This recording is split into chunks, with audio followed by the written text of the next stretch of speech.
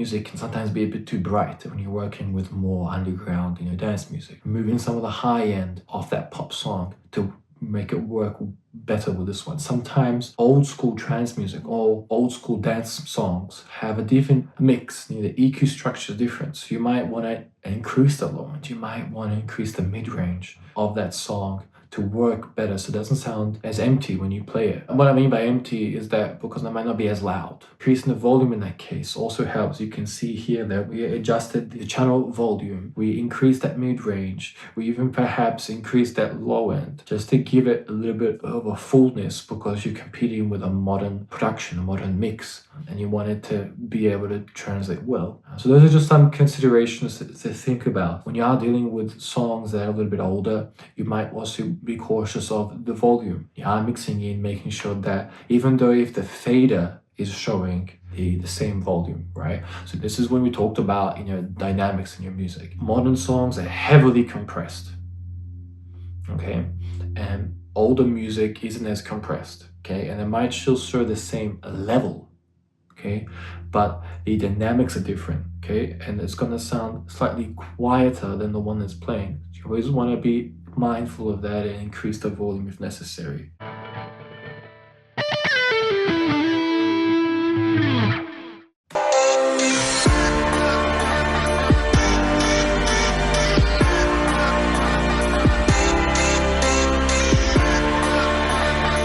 It's one of my favorite parts. Here we go.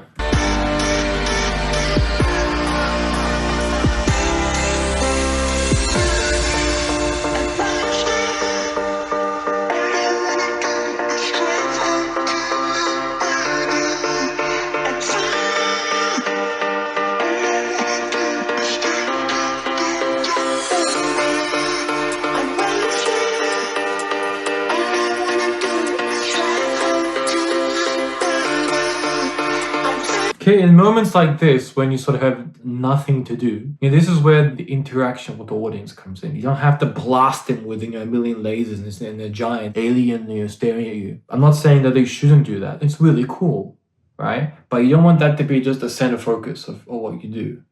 And then people forget you're there. So you want to have moments where you're still on a human level with people. We listen to music because of the emotion it gives us and the human interaction. And there's a reason why we go and watch a person live, because we want to have that moment with everyone there to remember that experience. And when the artist or the singer, the performer, the entertainer interacts with the person audience, it's important. It can mean the world to that person, just that single interaction. So those moments are very, very important.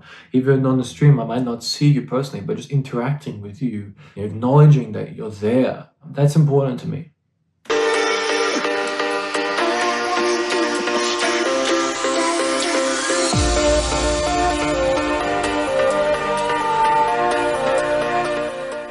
And seeing people, people seeing you also vibing with the music, I feel that's very important.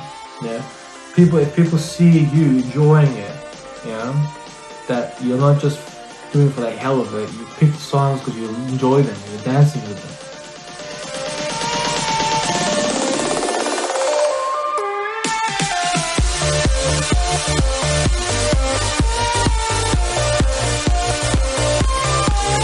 And now we're doing a more of a traditional transition in. A little trickier. Let's break it down. You notice how they have a click coming in with a secondary kick coming in. They sort of work, but they're slightly clashing with each other.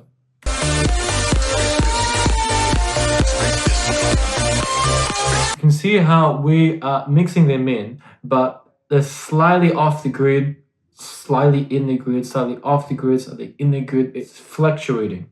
Okay, it's not smack on.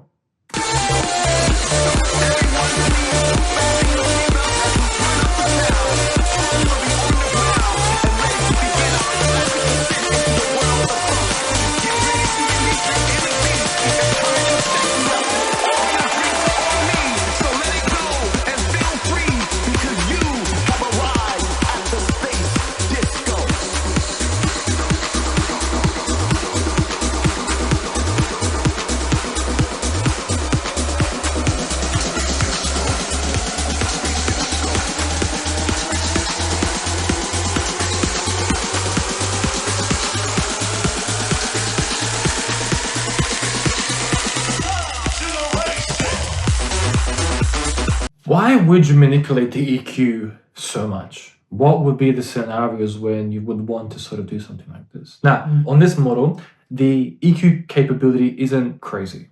You don't have individual bands and you can do minutia frequency changes and all this other stuff you can do on like a Roland 6-channel mixer. But again, you got to work with what you have. Okay, currently at my stage with all the equipment that I also use, being a multi-instrumentalist, piano, the guitars, the drums, my capability to have a $10,000 system at the moment is just not viable. In the future, sure, we can look at more complex mixers and looking at that mixer, the Roland mixer, looking at expanding, looking at individual CDJs, etc. So you got to work with what you have. This setup, this XDJ is fantastic. It allows me 4 channels, gives me great amount of effects, EQ that I can work with, and a bunch of other stuff. And for me, the way I use EQ, it works for me. I don't like to cut super amounts of crazy low end out. I don't believe in that. We've talked about linear phase, the issues that can happen phase-wise in music when you cut out too much of that low end. And the same can apply to your mid-range, the high, not just your low end. Aggressively applying EQ can cause all sorts of phase issues. You always want to be very careful with that. Gently adjusting the low end, adjusting the mid-range, the high end. You can do it more aggressively, like we are here when we are increasing that. No, actually, I will take that back. This isn't super aggressive. We're adjusting at 45. If you're going at 90, over 90, then that's pushing it. You're pushing really hard, and you can run into a lot of phase issues that you don't want to deal with. So in this situation, okay, what we wanted to do here is we wanted to make that vocal space disc very prominent. We want to close that proximity effect, okay? We want to make it the key feature. We've had this song, we've given it that chorus, its drop, awesome. It had this limelight for 8 bars, and now we want to bring this next song. The reason I haven't cut out that kick is because I want to make it prominent that we are switching. We talked about creating core moments beforehand, giving something to the audience to know that we are switching over. And one way of doing this is allowing the kick to pierce through like this. You might subconsciously notice that the kick, the tone of the kicks changed. Okay? And now we're blending in those 2 songs together. We are manually adjusting that grid. Okay? So it's coming in and out, and we're using our ears to align and make sure, because on the grid it's showing that it's working. And I remember this moment. On the grid it's showing that it's working, but my ears are telling me it's not 100%. So then we're using the turn to adjust. We're using our turntable, whatever you want to call them, the vinyl turn, the turntable, the CDJ, spin, whatever term you want to use for them. We're adjusting it slightly. We have a very sensitivity on it to be able to adjust fine movements, and then we're able to get it to where my ears are happy with how it's moving. So that's the core reason why I am using the EQ a little more intensely here, because we want to increase that vocal, so that pierce through what's happening. Because I know there's a lot of information, you want to cut through the chorus. You might not like this, and you might say, oh, you want to cut out that low end. I sometimes don't like to do that. I like it to be noticeable, and it creates a bit of a different tone of the kick. You might not like that. You might want to cut it out and keep moving forward. All I would say here is that for something like this, when you are doing more of a traditional mixing like this, I would keep an element of the low end in. Either you keep the low end of the current song that's playing through and you keep it through, or you bring another one, okay? And you allow something to keep the groove going. Now, again, take it with a grain of salt and try to not have anything in it and see how you can work with it. I find that for these longer sort of transitions, they don't work as well without having some like a kick or something there, having that low end impact to glue the mix together. This is a moment when you want to be careful that you don't lose the groove, okay? At least from my perspective, because it's quite a longer form mixing. Another example of when you would want to have your EQs up, particularly when you're blending in 2 songs together, simultaneously playing, moving the low end of one and having, also the mid-range of one and increasing the mid-range another one, and allowing those 2 to glue together like that. That also helps. Pop music can sometimes be a bit too bright when you're working with more underground, dance music. Moving some of the high end of that pop song to make it work better with this one. Sometimes old school trance music or old school dance songs have a different mix. The EQ structure is different. So you might want to increase the low end. You might want to increase the mid-range of that song to work better so it doesn't sound as empty when you play it. And what I mean by empty is that because it might not be as loud. Increasing the volume in that case also helps. You can see here that we adjusted the channel volume. We increased that mid-range. We even perhaps increased that low end just to give it a little bit of a fullness because you're competing with a modern production, a modern mix, and you want it to be able to translate well. So those are just some considerations to think about. When you are dealing with songs that are a little bit older, you might also be cautious of the volume. You are mixing in, making sure that even though if the fader is showing the same volume, right? So this is when we talked about, dynamics in your music. Modern songs are heavily compressed, okay? And older music isn't as compressed, okay? And it might still show the same level, okay?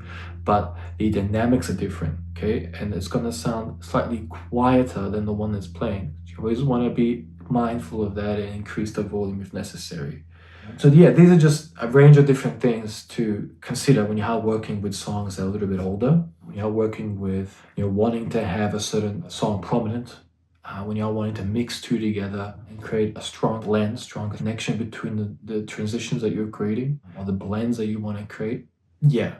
And you notice here, we are not playing the song near the end of the chorus. We're playing the song that we are transitioning into right on the chorus. This is something that I like to do when I go straight into a particular verse of a song. So instead of waiting the song to finish and then having another build and you're waiting the song to build up again, you play the start of the song at the start of the current song is playing that chorus. And as the chorus finishes, usually dance formation is a dance structure. You can connect them well together. So then you go into the chorus. You'll notice in this one, we even have a nice outro build that's connecting the two songs together for the space disco. So we have that vocal, a nice outro build, the first one, building, we add a bit of an effect, and then we go straight into the next song. And that way you create a tighter build within your mix, and you keep a strong intention and presence in your mix, and you keep the audience engaged in what you're doing. Sometimes when you have super long transitions and you're waiting for things to finish and then you bring in the next one and the kick and the snare, it's like, oh my God, okay, I can go to the bathroom and then come back, maybe grab a drink by the time the song starts.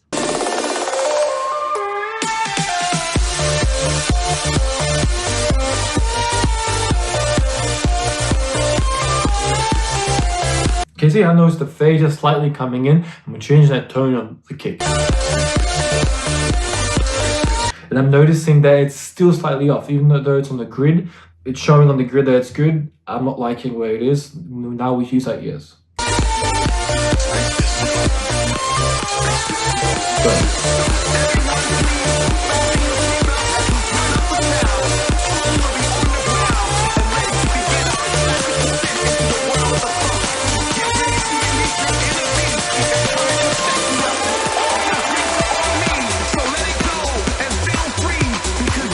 We allow that kick to remain there. The audience knows that, okay, something's different. The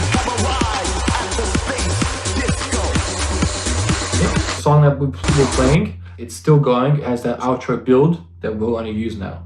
And when we're adjusting the EQ, the vocal doesn't have to be, the mid-range doesn't have to be so prominent. We're adjusting, moving it back. We've created the effect that we wanted. We're adjusting the volume, making sure that it's blended well.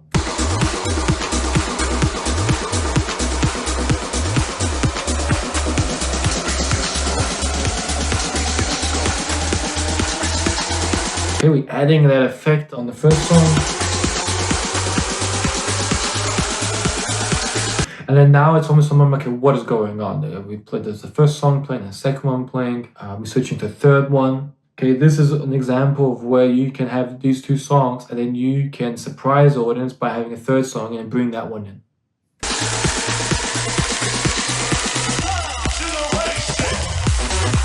And the what sound vocal line comes in and we cut the fader down.